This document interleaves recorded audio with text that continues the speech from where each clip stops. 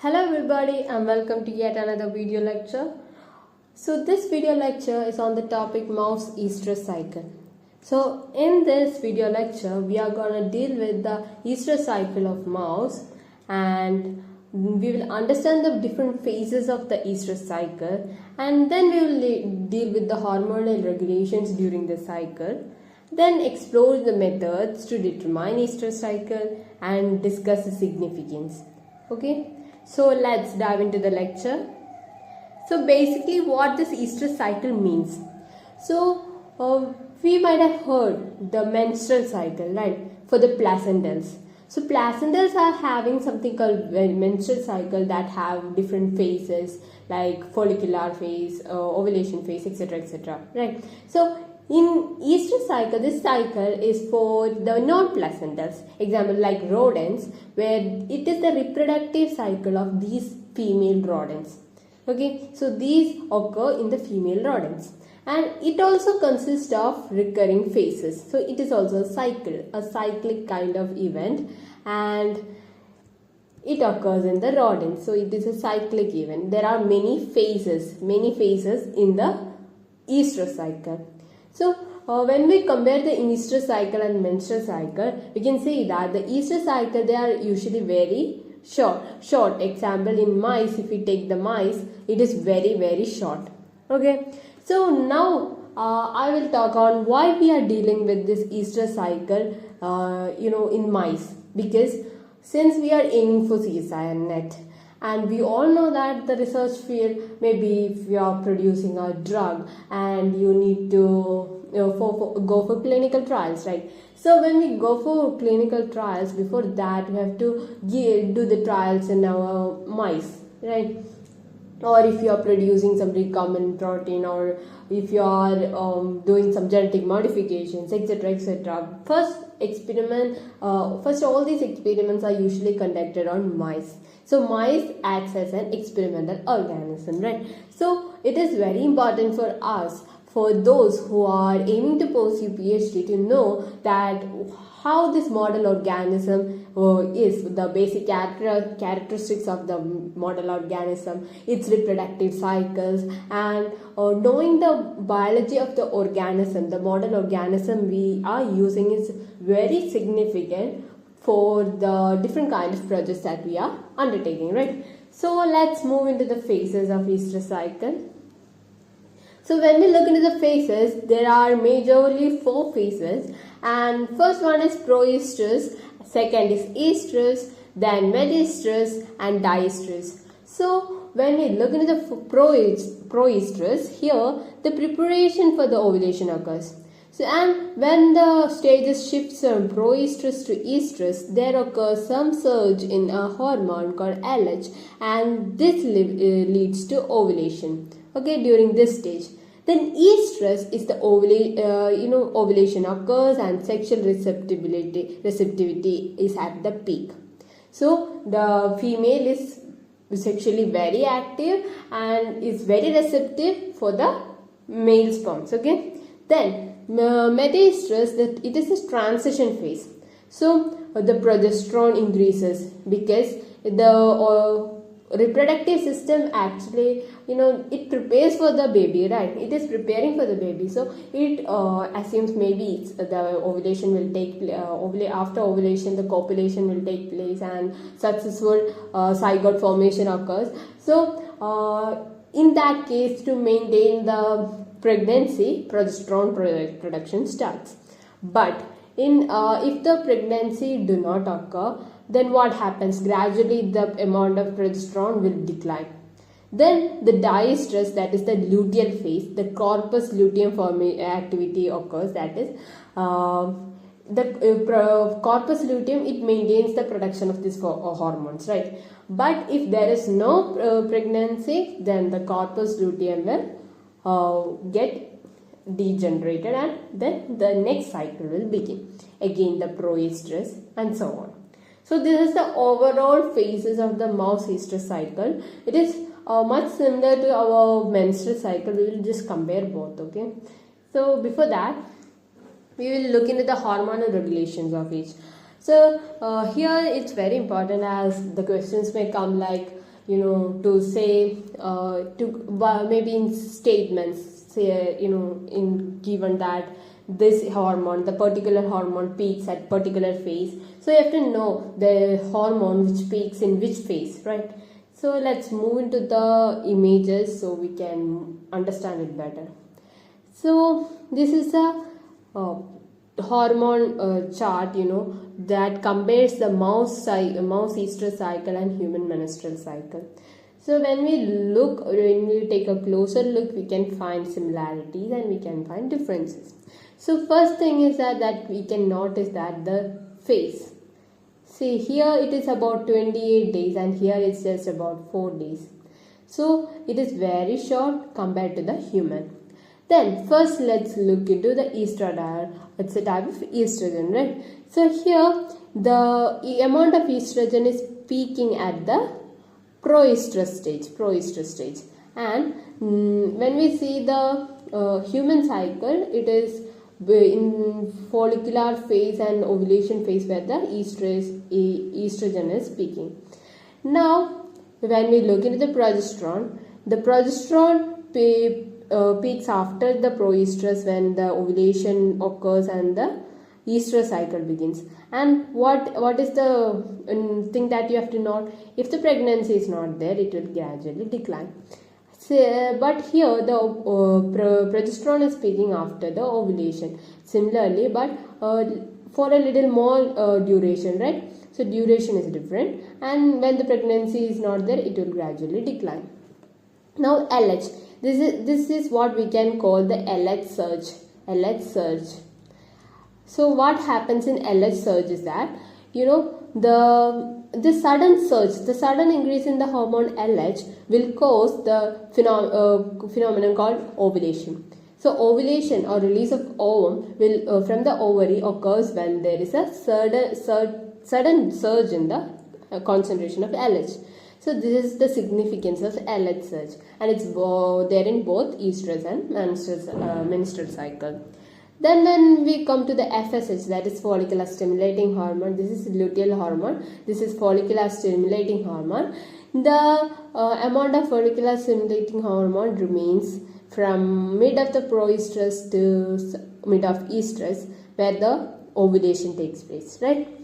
And here also it's the same during the ovulation time. The FSH amount is peaking.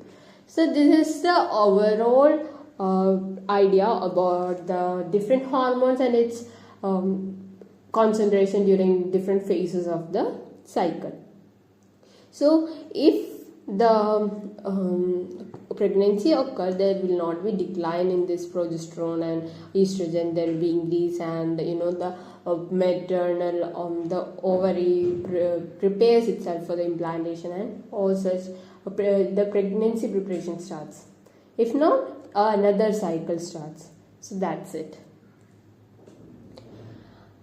So when we come to the scientific side of the estrus cycle, that is, you have to find out in which cycle our particular target organism or experimental or model organism is. So to understand the cycle while doing an experiment, we have 6 different methods. So let's point out each and every one. So here we have observing the external genitalia.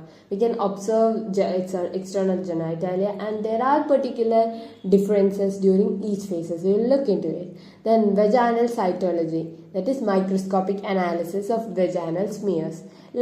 Just like we do buccal smears, we will take a smear of vagina and we will spread it on the glass slide, stain it and observe it under microscope. So we can see certain distant changes in the vaginal smears. Then electrical impedance measurement, that is the resistance to the flow of electricity by the mucus or present in the genitalia of the organism. So that can be measured. Then behavioral observations, that is if the female is more receptive, there will be behavioral changes indicating that it is receptive, and it's we can observe how active the organism becomes in sexual life. That is one method. Then hormonal assays, so that's Just as the name says, we are measuring the amount of estrogen and progesterone level. As I discussed before, the amount of estrogen and progesterone varies depending on the phases. So we can understand. Then biochemical assay of urine, the hormones and other things, other chemicals present in the urine can also be analyzed. So these are the methods, just as the name says, right? But we will discuss in detail about all these three methods, and I will just point out that the vaginal cytology, this thing was a previous year PYQ, previous year question in CSIR net. So let's move into it. So while observing external genitalia, we can note out that in the proestrus phase, the vaginal opening is swollen and it is moist and it is pinkish. And the opening is wide and wrinkles or striations on dorsal and ventral edges are observed. So see, when we look into the images, we can see this is pink and the opening is wide, because at this stage, at proestrus stage, the receptivity is good, right? Because they have to encourage the copulation, because soon the ovulation will begin, and if the copulation occurs in between these stages, what happens? There are chances of successful copulation. So that's why slightly swollen vulva and large vaginal opening, and vaginal is reddish pink and it's moist. That moist mucus will enhance the copulation. Then there are folds over here, that's that. Then the estrus cycle, it is in this cycle also, it is the vulva is swollen and vaginal opening is large and it is light pink. When we see, observe the color, the pinkish nature will decrease as the phases proceeds. So then it will become less moist. So when the phases proceeds, the moisture also decreases, because in the estrus and diestrus and metastrus cycle, the organism do not need any, the biology of the organism do not favor copulation, because ovulation already occurred and maybe implantation is occurring, or maybe the the loss of the ovum is occurring. So any of these events might be occurring during these phases. So it is completely meaningless to have a copulation here. So that's why there is no swelling of the vulva, and the mucus is really plain and it is dry. Then the opening is almost like closed type, right? Because it is nearing the end of the cycle, right? Then white deposits are found in the vagina. That's it. Then diestrus, the opening is very, very small and bluish mucous membrane is observed. It is very moist, because it is again going to next cycle, right? So this is this is how we perceive the stages based on observing the external genitalia of the organism. Now the next one is evaluating vaginal cytology. So from this we had one recent CSI and previous year question. So let's look into the topic with much seriousness. So proestrus, when we see, the cells are nucleated and cornified. So when we look into the images, the cells, we can see they are cornified epithelial cells and they are nucleated. And no much mucus, no leukocytes are present. So let me say that the vaginal cytology, what we do is that we take a swab and take a small, we rub the swab over the vaginal region to get that mucus layer, right? And we will rub the swab on the glass slide, and then we will stain it to get a smear. So when we observe that smear, we will see that during the first phase, that is the proestrus phase, the cells are cornified epithelial cells. They are nucleated, nucleus are clearly visible, and no mucus and no leukocytes, because they are this is a stage where the organism is preparing to ovulate and get the biology aims for a successful copulation and then the development of a baby, right? So this is the many healthy cells are present over the smear in the smear. So when it comes to the second stage, the cornified epithelial cells are often stacked. The grouping of the cells occur. They are the nucleated state, right? It will decrease and slight mucus is there. There is no leukocytes. Now when we move into after ovulation, this the estrous cycle is also over. When we move into the end, what happens? The vagina would have the uterus would have prepared for the baby, right? But the copulation or maybe successful copulation did not occur, or the zygote formation did not occur. So what happens? We have to clear the cells. So to clear the cells, we will have a lot of leukocytes, then cornified epithelial cells, then sporadic nucleated epithelial cells, and lot of mucus will be there. So it is kind of clearing process. And this is let's say almost the same over here. So this is the diestrous cycle. So when we look, let's just recollect everything once more. There is first stage, we can say that it is early proestrus, right? So since it is early proestrus, that means just after the last stage diestrus. So some leukocytes can be there. Then after that, the proestrus follows, and here the nucleated and cornified epithelial cells are present. Now comes the stage estrus, that is mostly cornified epithelial cells.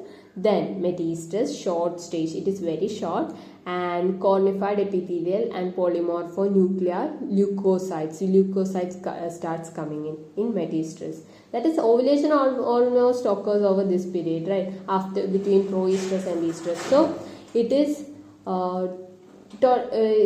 when we come to the metaestrus cycle stage, it is like kind of clearing the uterus.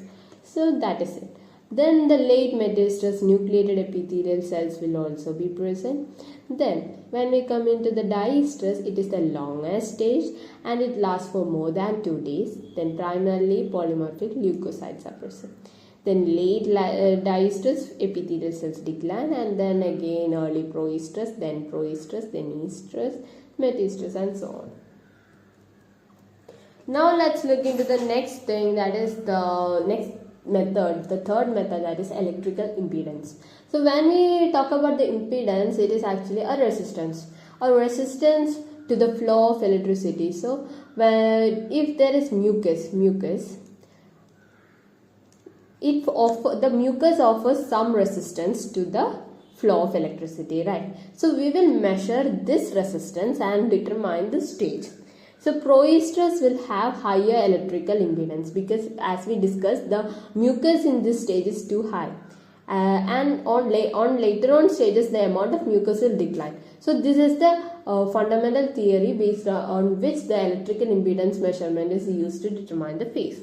So value of greater than or equal to 3 kilo ohms can indicate proestrus, while other stages will have lower than 3 kilo ohms.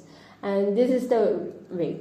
So devices like rat vaginal impedance checker, this is the machine that is shown over here. So this can be used. It will have a probe kind of thing. This is the probe, and using this probe we will measure the electrical impedance in the vaginal area.